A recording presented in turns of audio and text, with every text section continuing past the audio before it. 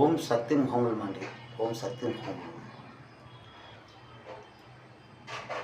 కమాల్ మాటలు ఏంటంటే, నేను ఆల్ ఓవర్ ఇండియాలో ఎక్కడెక్కడ నేను సంఘర్షాలు, సంవాదాలు, అంతరంగ మాటలతో నేను ఈ యొక్క భక్తులతో ముఖాముఖిలో మాట్లాడేటప్పుడు నన్ను చాలామంది అన్నారు, మీరు ఇక్కడ ఉండిపోయింది, మీకు ఇల్లు ఇస్తాము, ఇక్కడ పనులు ఉన్నాయి, పనులు చేస్తూ వెళ్తుంటారు చంద్రండి. ఇంకా పనులు కావాలంటే మీకు ఇస్తాము, అక్కడ ఉన్న పెద్ద మనుషులు నాతో అనేవారండి.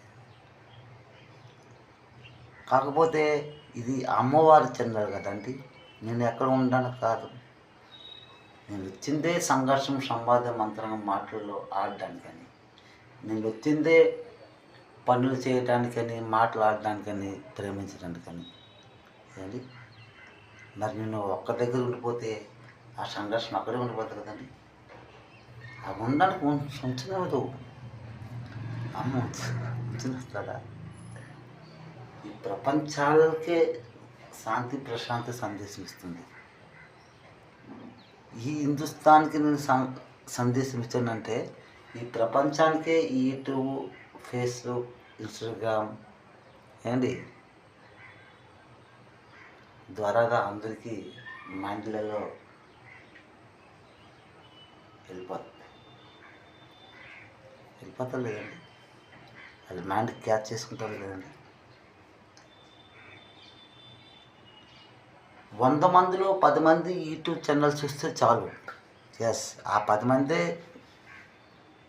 కొన్ని వేల కోట్ల మంది మనుషుల్లో వెళ్తారు. ఎవరి మనసు ఎలాగుంది మనకేం తెలుసండి? నీ మనసు ఎలాగుందో నాకేం తెలుసా?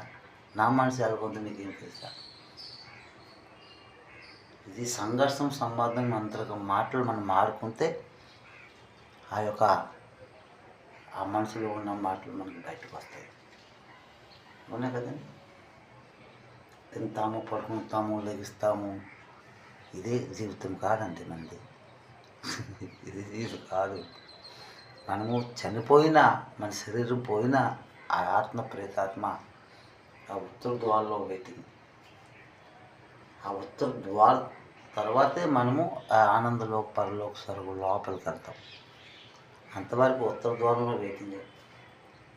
ఆ ఉత్తర ద్వారంలో మన పితృ మహానీయులు, అమరజీవులు, మన తల్లిదండ్రులు అందరూ అక్కడే ఉన్నారండి. ఓం సత్యము.